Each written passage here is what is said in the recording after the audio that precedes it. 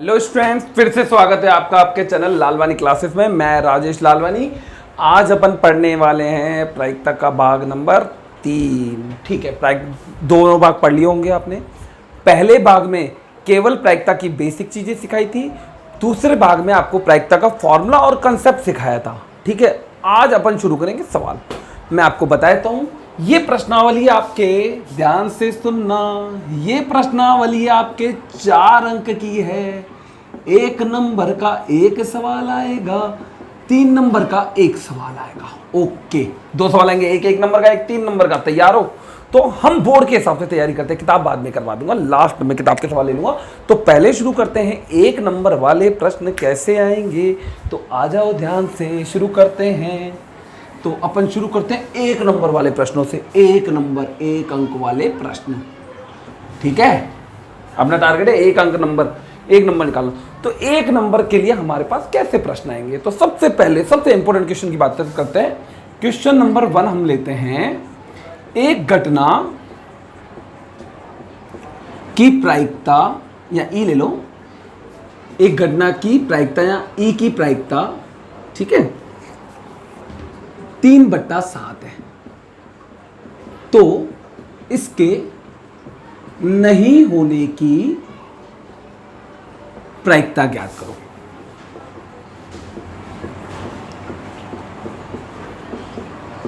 आया समझ में? ओके, कैसे करेंगे? आ जाओ शुरू करते हैं। ठीक है, ध्यान से देखना कैसे करेंगे।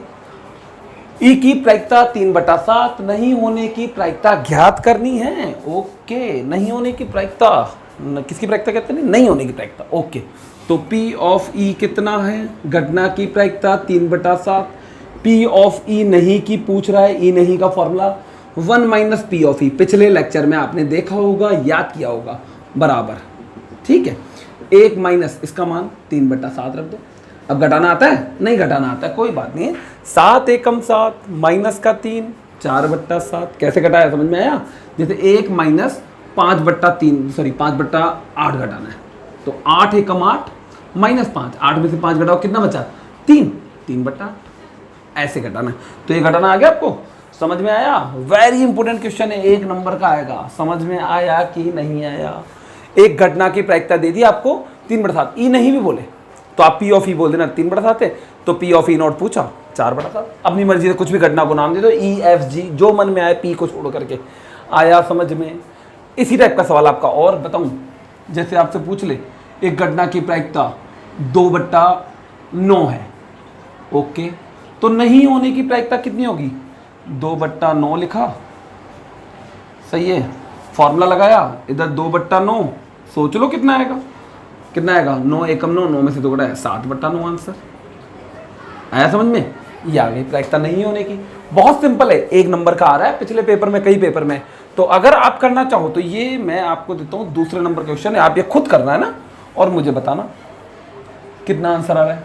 आपको दे दिया एक घटना की प्रायिकता 7/12 है। ओके, इसके नहीं होने की प्रायिकता ज्ञात करो, ये आपको करना है। करके कमेंट में बताओ बिल्कुल कि आपको समझ में आ रहा है कि नहीं आ रहा है। आ रहा है तो कमेंट में बताओ, और अगर अच्छा लग रहा है पढ़ के तो लाइक और शेयर करो। ठीक है, कमेंट करो। ओके, तो ये होगा दूसरे नंबर का क्वेश्चन। अब मैं तीसरे नंबर का क्वेश्चन कराता हूँ। एक घटना की प्रायिकता आपको पॉइंटों में दी 0.37 है। एक घटना की प्रायिकता कितनी दी थी? 0.37 है। इसके नहीं होने की प्रायिकता, घबराने की जरूरत नहीं है, वही सवाल है, संख्याएं चेंज है बस। तो हम लिखेंगे, चूंकि P ऑफ E दे रखा है हमें, घटना की प्रायिकता 0.37, P ऑफ E नोट का फॉर्मूला लगाओगे 1 - P ऑफ E, बोलो फॉर्मूला 1 - 0.37। अब इधर देखना, कुछ महान वैज्ञानिक लोग हैं ना, कुछ मतलब साइंटिस्ट बच्चे होते हैं ना, खतरनाक वाले, जिनको जोड़ने घटाने में ही प्रॉब्लम आ रही है। तो वो कैसे घटाते हैं वो देखो। इसमें से इसको घटा नहीं पाते, 36 लिख देते हैं। 36 कहाँ से आया? 37 में घटा दिया। अरे भाई क्या कर रहे हो, जादू दिखा रहे हो क्या? ऐसा नहीं करना है अपन को, है ना। ध्यान सुनो कैसे घटाना है, बहुत सिंपल होता है घटाना। मैंने पहले भी प्रश्नावली 17 के वीडियो में भी आपको घटाना सिखाया था। नहीं आता तो सीख लो, कोई बात नहीं है। पॉइंट के बाद कितने अंक है? 2 अंक। तो इसमें भी पॉइंट लगा के बाद में 2 अंक लगा दो, 2 जीरो, तो 1.00। आया समझ में? ये मैंने 1.00 लिख दिया। अच्छा, इसको लिख दो 0.37। ओके, अब घटाओ। आया समझ में? भाई इसमें पॉइंट के बाद 2 अंक है तो इसमें भी पॉइंट लगा के 2 अंक लगा दो। अब घटाओ, कैसे घटाओगे? इधर से 1 हासिल दिया इसको, 1 हासिल दिया इसको, ये हो गया 10, 10 में 7 गया, कितना बचा? 3 बच गया। इधर क्या बचा था? 9। भाई 1 हासिल दिया था 10 हुआ था, 10 में से एक आपने इधर दे दिया तो इधर 9 बच गया था, 9 में से 3 गया, कितना बचा? 6। तो आंसर आया 0.63। 0.63 आंसर आया समझ में? जिनको घटाना नहीं आता प्रैक्टिस जरूर करो, प्रैक्टिस के बिना प्रॉब्लम ही प्रॉब्लम है। ठीक, समझ में आया? ओके, तो ये हो गया। एक सवाल आपको दे देते हैं ऐसा करने के लिए। मान लो प्रायिकता है 0.58, एक घटना की प्रायिकता 0.58 है, इसके नहीं होने की प्रायिकता ज्ञात करो। ठीक है, ये आपको करना है। ठीक है, कर लोगे? ओके, ये चौथा क्वेश्चन मैंने आपको दिया, पहला मैंने करवाया, दूसरा आपको दिया, तीसरा मैंने करवाया, चौथा आपको दिया। ओके, करना ट्राई करोगे ना तो समझ में आएगा। ठीक है, अब मैं लेता हूँ 5वां क्वेश्चन, मन से ले रहा हूँ, बुक में ऐसे ही क्वेश्चन मिलेंगे आपको, है ना? तो मैं लेता हूँ क्वेश्चन नंबर 1, राम तथा मोहन टेनिस प्लेयर है। टेनिस प्लेयर भी हो सकता है, शतरंज के खिलाड़ी भी हो सकता है, टेनिस प्लेयर है। राम के मैच जीतने की प्रायिकता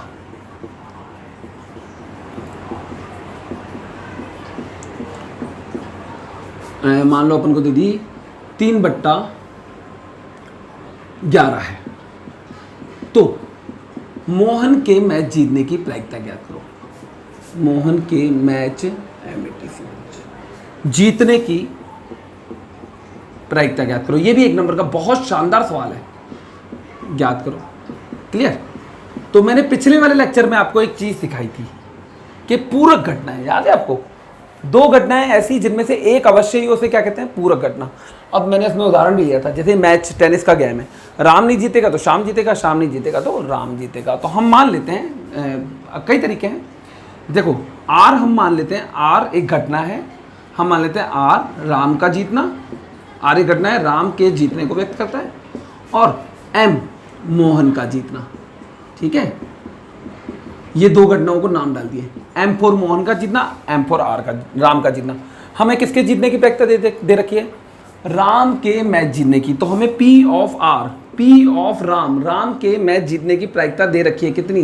3/11। और पी ऑफ एम हमसे पूछी है।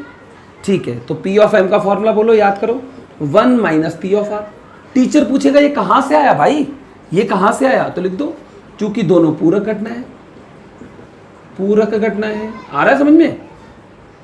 और जो कमजोर बच्चे हैं घबराओ मत, होशियार बच्चों को तो ऐसे काम करना है, कमजोर बच्चे हैं घबराओ मत, सीधे यहीं से शुरू कर देना, चल जाएगा, नंबर मिलेंगे आपको।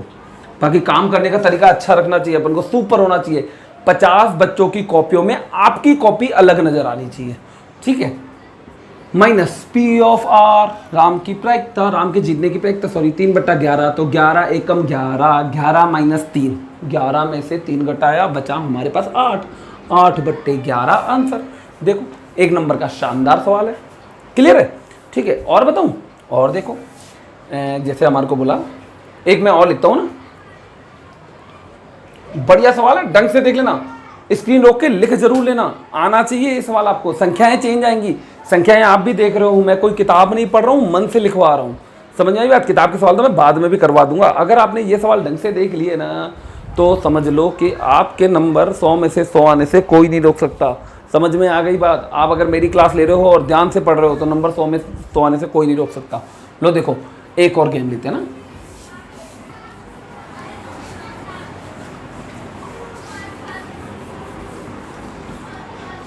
सुनीता और बबीता 2 शतरंज खिलाड़ी हैं। ओके, शतरंज खिलाड़ी हैं। ठीक है, इस बार मैं देता हूं, बबीता के जीतने की प्रायिकता 0.51 है। तो बबीता के मैच जीतने की, सॉरी बबीता को दे दिया, तो सुनीता के मैच जीतने की प्रायिकता क्या करो? सुनीता के मैच जीतने की प्रायिकता ज्ञात करो। एक नंबर का शानदार सवाल। ठीक है, कैसे करेंगे? सबसे पहले ध्यान से वो सवाल को पहचान लिया आपने, वही पूरा घटना का सवाल है, फिर से वही सवाल है ना, थोड़ा सा लैंग्वेज चेंज कर दी। तो आप लिखोगे माना सुनीता एस, सुनीता का जीतना, सुनीता का जीतना, ठीक है, तथा और कौन है? बी, बबीता का जीतना, बबीता का जीतना। आ रहा है ना समझ में? आ रहा है समझ में? तो बबीता का जीतना, पी ऑफ एस, सुनीता का जीतना दे रखा है क्या? नहीं दे रखा। पी ऑफ बबीता मतलब बबीता के जीतने की प्रायिकता, पी ऑफ बी का मतलब है बबीता के जीतने की प्रायिकता कितनी है? 0.51। ओके, अब हमें निकालना है पी ऑफ एस। याद करो formula 1 minus P of B. अगर ये निकालना है तो 1 माइनस पी ऑफ बी, ये निकालना है पी ऑफ बी निकालना, तो फॉर्मूला क्या बनता? पी ऑफ बी बराबर 1 माइनस पी ऑफ एस। आ रहा है समझ में? तो 1 माइनस 0.51 घटा लो। अब ये भी सिखाया था घटाना, नहीं आता फिर से सीखो। इसमें पॉइंट के बाद कितने अंक है? 2 अंक। इसमें पॉइंट है ही नहीं तो पॉइंट यहाँ पर माना जाएगा। 1.20 लगा दो, 0.51 लिख दो। अब घटाओ, 1 दिया इसको, 10 हो गया। 10 में से, अच्छा इधर अपन को तो इसको चाहिए ना, तो 10 में से 1 इसको दे दिया, इधर हो गया 9, इधर हो गया 10। 10 में से 1 घटाओ 9, इधर कितना बचा था? 9। 9 में से 5 गया 4, पॉइंट के नीचे पॉइंट बच गया 0, क्योंकि 0 में से 0 घटाया 0। तो कितना आया? 0.49 आंसर आया। इसको मैं मिटा देता हूँ, आराम से लिख लो। ऐसा सवाल आएगा 1 नंबर के लिए, मस्त तैयार हो जाओ। शानदार सवाल है, लिखने का तरीका भी मस्त। इधर लिख देना, चूंकि दोनों पूरक घटनाएं है ना, तो काम और भी बढ़िया हो जाएगा। मेरी बात समझ में आ रही हो? एक बार इसको लिख लो। क्लियर है?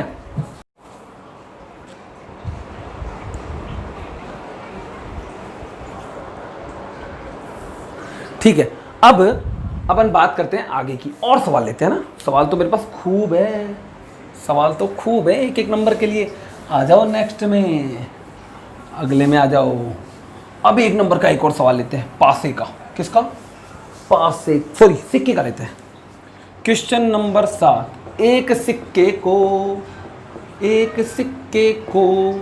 एक बार उछालने पर चित आने की प्रायिकता ज्ञात करो। प्रायिकता ज्ञात करो। ओके, तो करते हैं हल। ठीक है, आ जाओ। एक सिक्के को एक बार उछाला गया है, ठीक है। हम जानते हैं सिक्के को उछालने पर कुल स्थितियां 2 होती हैं, एच और टी। याद करो, अगर नहीं आता तो पीछे वाला कंसेप्ट नंबर 1 देखो, पार्ट 1 देखो, उसमें बहुत अच्छे से क्लियर किया है। सिक्के को 1 बार फेंकना, 2 बार फेंकना, 3 बार, सब क्लियर किया है। ठीक है, आ जाओ। तो लिखेंगे एक सिक्के को एक बार फेंकने पर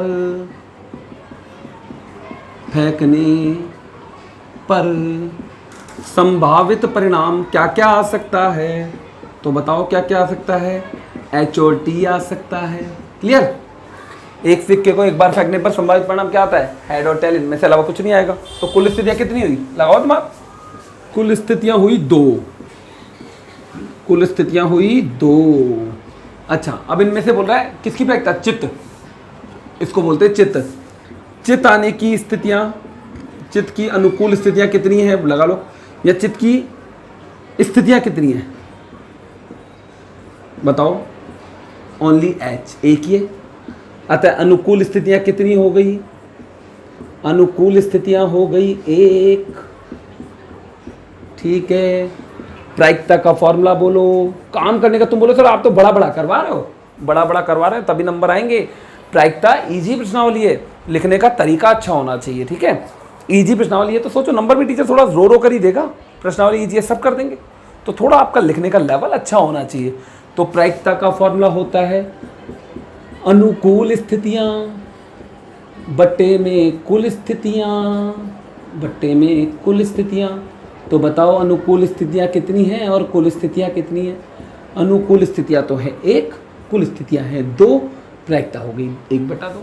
इसी प्रकार सेम टू सेम अगर आ जाए इधर पट आने की स्थितियां, मान लो आ जाए पट आने की स्थितियां, तो सेम टू सेम चलेगा। यहाँ तक सेम, यहाँ तक सेम। पट आने की स्थितियां एक ही है, टी आ जाएगा। अगर अनुकूल स्थितियां एक, प्रायिकता वही 1/2। तो सिक्के वाले सवाल का आंसर 1/2 ही आना है, ध्यान रखना। ठीक है, एक सिक्के को एक बार उछालने वाला, तो इसको आप ध्यान से देख लो, दिमाग में डाल लो। ये आपके पेपर में 1 नंबर के लिए बहुत शानदार सवाल है। क्लियर है? उदाहरण होगा, ऐसा कोई एग्जाम्पल जरूर होगा, नहीं होगा तो हम बनवा देंगे। ठीक है, नेक्स्ट आते हैं। तो एक बार आप वो सिक्के को एक बार उछालने पर पट आने वाला सवाल करके देखना। लिखने का तरीका यही रखना है, सुपर होना चाहिए, अपना काम दूसरे बच्चों से अलग, सब बच्चों से अलग, कॉपी अपनी अलग से दिखनी चाहिए, बिल्कुल क्लासिक मस्त वाली। आई बात समझ में? ओके, तो 8वां मैं सवाल लेता हूं। ठीक है, अब ये सिक्के का तो हो गया, एक ही बन सकता है 2 नंबर के लिए, तो 1 नंबर के लिए। तो अब मैं लेता हूं सवाल नंबर नेक्स्ट। एक पासे को एक बार फेंकने पर अभाज्य संख्या आने की प्रायिकता ज्ञात करो। ठीक है, 1 नंबर का बढ़िया सवाल है। हल पासे का सवाल है ना, 3 नंबर का भी बन सकता है। उसमें क्या होगा मैं बताऊंगा अभी आपको। उसमें 3 नंबर के सवाल में 3 सवाल मिक्स कर देगा, 3 सवाल क्या कर देगा, मिक्स। क्लियर है? मैं बता दूंगा अभी आपको। तो आप देखो, एक पासे को एक बार फेंकने पर अभाज्य संख्या आने की, ओहो अभाज्य संख्या तो लिखना ही भूल गया। अभाज्य संख्या आने की या प्राप्त होने की प्रायिकता ज्ञात करो। तो ठीक है, हाँ देखो मैंने आपको पहले ही नंबर 1 वाले लेक्चर में आपको समझाया है, सिक्का, पासा, लॉटरी, 3 बातें ध्यान रखोगे। सिक्का, पासा, लॉटरी, इन सवालों में विशेष ध्यान रखोगे कि आपका जो सवाल होगा ना, ध्यान से सुनना मेरी बात को, जो सवाल होगा उसमें स्थितियां दिखानी पड़ेंगी। तो पासे को फेंकने पर कुल स्थितियां 6 होती है, आपको दिखानी पड़ेंगी। तो लिखेंगे एक पासे को एक बार फेंकने पर संभावित परिणाम क्या क्या आ सकता है। तो आ जाओ, क्या क्या आ सकता है पहले बताओ। 1 2 3 4 5 6, अरे तो गाना बन गया भाई, 6 आ गया ना। अनुकूल स्थितियां कितनी हो गई? अनुकूल स्थितियां हो गई 6। ओके, आ रहा है समझ में? 6 कैसे हुई? ओके, अब इनमें से अभाज्य संख्या आने की स्थितियां कौन थी? छाटो, इनमें से अभाज्य संख्या की स्थितियां, अभाज्य संख्या की स्थितियां, अभाज्य संख्या सही है ना की स्थितियां कौन कौन सी बताओ। अब मेरे को बताओ, अभाज्य संख्या मैंने बताया था, याद करो, 1 से बड़ी वो संख्या है जो केवल खुद से करती है और 1 से करती है। तो ठीक है, 1 से बड़ी तो ये तो होगा नहीं, यहां से शुरू करते हैं। 2 होगा क्योंकि 2 से ही करता है। 3 भी होगा क्योंकि ये 3 से ही करता है। 4 नहीं होगा क्योंकि 4 2 से करता है। ओके छोड़ो, तुम्हें नहीं पता अभाज्य संख्या क्या होता है तो पीछे जाओ, फिर से वीडियो देखो एक बार, वहां मिलेगा आंसर 5। ओके, मन में इच्छा हो तो कुछ भी सीखा जा सकता है, और ये तो बहुत ईजी है भाई। 6 नहीं है क्योंकि 6 में 2 का भाग जाता है। तो अनुकूल स्थितियां कितनी हुई अभाज्य संख्या आने की? लिख देंगे, अतः अनुकूल स्थितियां हो गई 3। अगर मैं बोलूं कितनी ऐसी स्थितियां जिनमें अभाज्य संख्या मिल रही है 3, तो अनुकूल स्थितियां हो गई 3।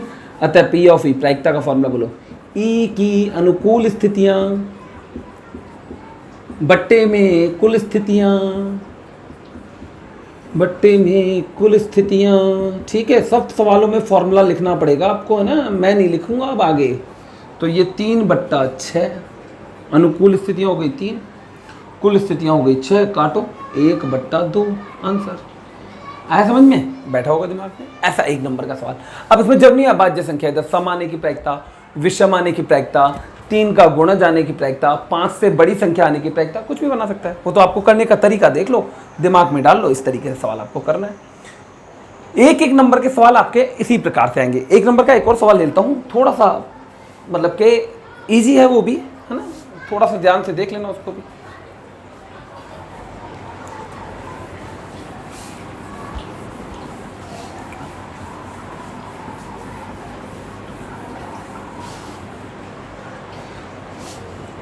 एक बॉक्स में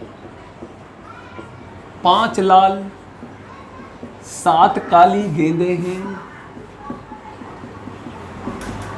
एक गेंद निकाली जाती है।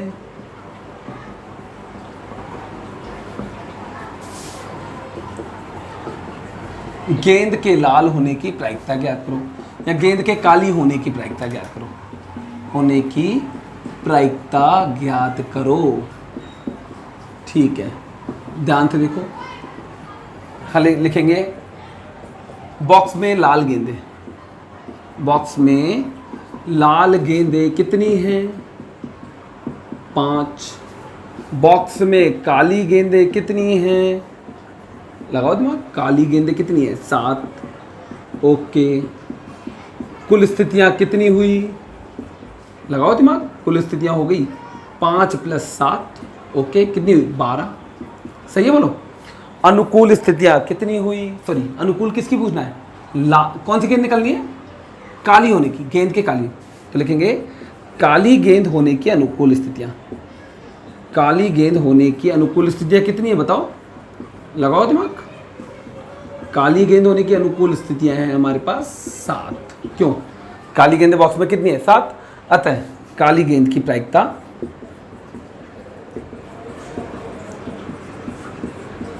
या काली गेंद निकलने की प्रायिकता बोल दो, P ऑफ E बराबर अनुकूल स्थितियां बटे कुल स्थितियां। फॉर्मूला तुम लिख लेना है ना, मैं लिख रहा हूं। तो ऊपर आएगा अनुकूल स्थितियां बटे कुल स्थितियां। तो अनुकूल स्थितियां कितनी है? 7। कुल स्थितियां कितनी है? 12। आंसर आया समझ में? फॉर्मूला लिखना है, मैंने लिखा है, आपको लिखना है, ध्यान रखना। तो समझ में आ गया होगा। ये भी आपका 1 नंबर का एक सवाल बन सकता है। ऐसे 3 नंबर का भी बनेगा, वो मैं बनाऊंगा अभी आपके लिए 3 नंबर का सवाल भी ऐसा। ठीक है, तो ये जो मैंने आपको 9 सवाल करवाए हैं, आप इनको अच्छे से तैयार कर लो, आपका 1 नंबर का सवाल पक्का हो गया, समझ लो। इनमें से ही कोई एक सवाल, हाँ देखो पैटर्न थोड़ा सा चेंज आएगा, मैंने तो मन से करवाया, सबको पता है ना। इसी टाइप का ही एक सवाल आपका कितने नंबर का आएगा? 1 नंबर का। तो ये आपको क्लियर हो गया होगा। अगर आपको ये वीडियो पसंद आए तो लाइक और शेयर करो। जरूरी नहीं है बुक के क्वेश्चन है, बुक के बाहर के भी सभी क्वेश्चन आपको करवा रहे हैं। अगर आपको ढंग से समझ में आ रही है बात, देखिए ध्यान से, ठीक है। ओके, लाइक और शेयर कीजिए।